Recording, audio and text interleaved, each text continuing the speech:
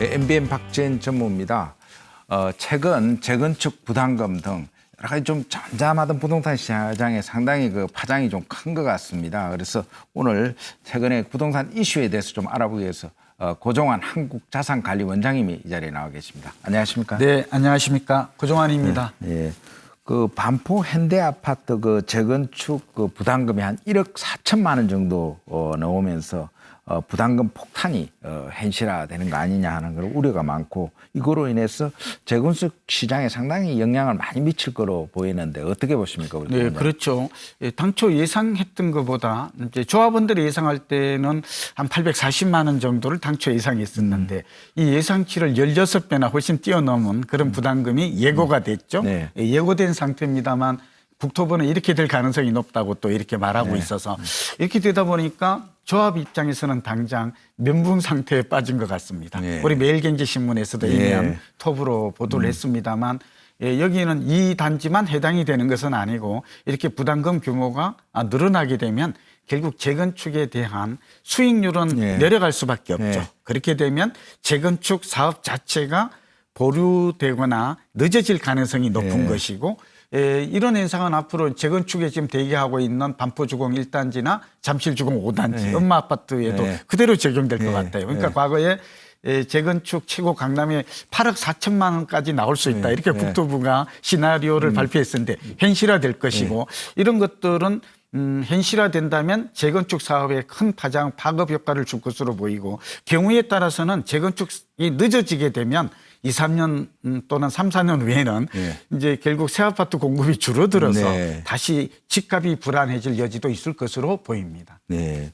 그 고 원장이 또 예측한 대로 상당히 좀 부동산 경기가 좀 꺾이고 있지 않습니까? 네. 뭐 또 시장도 상당히 불확실해가지고, 또 그런 가운데서도 또 사람들은 미래 가치가 높은 지역과 또 일명 뭐 슈퍼 부동산 그런 데 대한 관심이 굉장히 높은 것 같아요. 그리고 매경에서 이제 주최한 그 이번에 머니쇼에서 우리 고 원장께서 그 슈퍼 부동산 베스트 10을 뭐 발표를 했다고 그래서 상당히 좋은 반응을 얻은 것 같은데, 주로 어떤 지역에 관심을 갖는 게 좋은지 그걸 좀 소개를 하실 수 있습니까? 부동산 경기가 올해 고점 내지는 변곡점이 될 것이다라고 제가 이제 박재인의 경제 노트를 통해서 여러 차례 밝혔고요. 시간이 갈수록 그런 방향으로 시장의 흐름이 바뀌는 것 같습니다. 시장 흐름이 이렇게 바뀌게 되면 패러다임이 바뀌는 것이죠. 그렇게 되면 투자의 패러다임 내지는 투자의 패턴, 전략도 달라져야 한다는 말씀을 우선 강조를 해서 드리고요.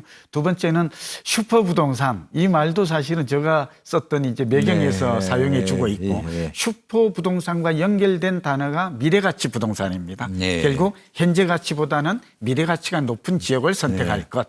또 슈퍼 부동산의 개념을 살펴보면 자본 수익, 그러니까 시세 차익뿐만 아니라 임대 수익도 높은 부동산이다. 이런 개념 설정을 해볼 수가 있거든요. 그래서 슈퍼 부동산의 가장 첫 번째는 미래가치 높은 지역, 소위 성장 지역을 선택해야 될 것 같아요. 여기와 관련되어서 이제 저는 오늘 현재 역세권보다는 미래 신설 역세권을 주목하라, 이제 이런 얘기를 할 텐데, 우선 지역적으로 살펴보면 저는 가장 이번에 머니쇼에서도 발표를 했고 상당히 주목도도 높았고 반응이 뜨거웠던 걸로 알고 있는데, 저는 9호선 연장선 이거 꼽을 수 있고요. 그다음에 9호선 연장선은 이 종합운동장, 삼전동, 석촌동, 송파동, 방이동 이렇게 해서 강동구까지 이렇게 연결이 되거든요. 굉장히 강남권의 골드 노선이기 때문에 파급 효과가 클 것이다 보여지고요.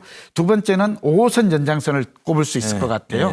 그래서 4호선도 있습니다만 이거는 이제 저 벨레로 연결되는 거라서 5호선은 강일지구, 하남지구, 풍산지구. 5호선 연장과 관련해서 주목해야 될 지역은 하남 지역이다. 오늘 슈퍼 부동산과 관련된 앞으로 성장 지역, 미래가치 지역을 설명드리고, 8호선은 벨레선이라고 해서 구리, 남양주, 다산 이런 지역이 수혜를 볼 것 같아요. 그리고 GTX 또 A 노선을 꼽을 수 있는데요.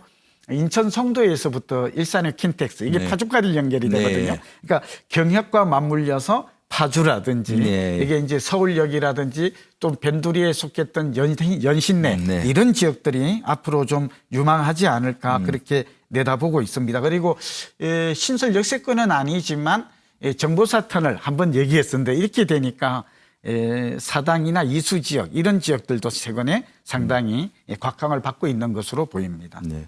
뭐 신설 역세권 등에도 뭐 더 구체적으로 주목받는 점 말씀하실 게 그렇죠. 있어요. 왜냐하면 말씀드릴 수 있죠. 이번에 서울 머니쇼에서도 저는 이 지역뿐만 아니라 이런 지역들이 혜택을 볼 것이다라고 말씀드렸고 좀 더 구체적으로는 단지를 좀 꼽을 수도 있겠죠. 네, 이게 이제 살집팔집이라고 해서 제가 이제 매경닷컴에도 이게 연결되어서 지금 제공이 되고 봤습니다. 있어요. 보셨죠? 투자 가치죠. 별표 그러니까 내재 가치, 미래 가치 별표를 해서 재미있게 표현되고 있는데 말하자면 대지 지분이 넓을 것. 땅값이 올라야 집값이 오른다. 땅값이 꾸준히 집가가 오르는 것. 그리고 앞서 제가 말씀드렸듯이 미래 가치란 인구 증가, 소득 증가, 인프라 확충.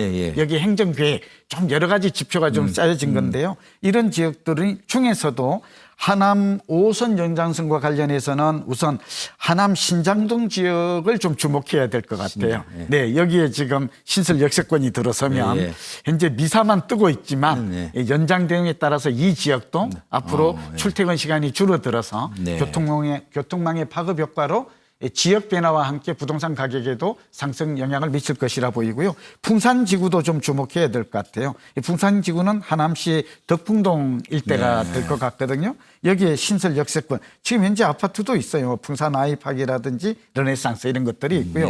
그다음에 8호선과 관련해서는 남양주 다산 벨레지구 다 아시죠. 여기에 보면 새로운 역세권이 신설 역세권 들어가는 역사의 위치가 요즘 나오고 있거든요. 이걸 주목하시면 그 인근에 뭐 쌍용, 예가, 상록, 리스빌 이런 아파트를 꼽을 수 있고 9호선도 보면 아까 제가 9호선이 종합운동장부터 시작해서 뭐 삼전, 석전 이렇게 많이 꼽았잖아요. 그래서 송파동, 한양 1, 2차라든지 잠실동, 우성 4차 이런 지역들이 상당히 주목되고 또 앞서 말씀드렸듯이 제가 이제 GTX A, B, C 이 노선 그다음에 신안산선 이런 지역들도 우리가 눈여겨 새로운 역세권을 본다면 유망 투자처를 발굴하는데 큰 도움이 될 것입니다. 네. 근데 이제 역세권 아파트가 뭐 유망하다는 거는 다 아는데 이게 뭐 연결되는 게 뭐 계획대로 잘 안 되는 것도 있고 그래서 좀 그 투자자 입장에서 좀 답답함도 있는 것 같은데 좀 주의할 점 같은 건 어떤 그렇죠. 주의할 점 있죠. 제가 이제 앞으로 부동산 경기가 조정을 겪게 되고 이제 완만한 하락 조정기에 접어들게 되면 이제 공격적인 투자보다는 좀 방어적인 내 집 마련이나 또 장기적 관점에서 그런데 이제 이때 우리가 주목해야 될 게 역시 미래의 신설 역세권이 하나의 중요한 투자의 기준이 된다고 설명을 드렸잖아요.